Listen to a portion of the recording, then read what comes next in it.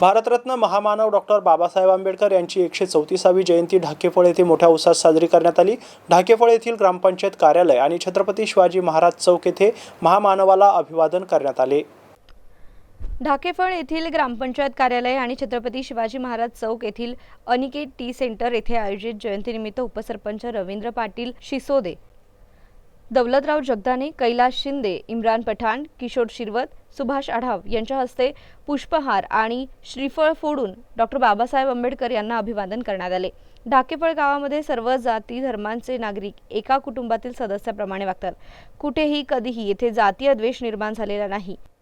याचाच अर्थ या गावात डॉक्टर बाबासाहेब आंबेडकर यांच्या समता व बंधुता या विचारांचे आपण आचरण करतो।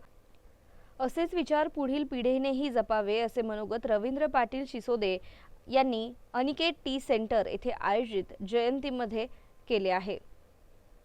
जयंती सभेदरम्यान ग्रामपंचायत सदस्य मनेश आव्हाड, पत्रकार सतीश श्रीसुरंदर, कामगार नेते सुभाष आढाव, श्याम आढाव यांनी समाज प्रबोधनपर आपले मनोगत व्यक्त केले।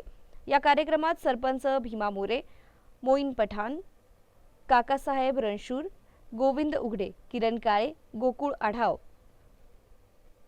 कडुबाळ चाबुकस्वार, अमोन आव्हाड,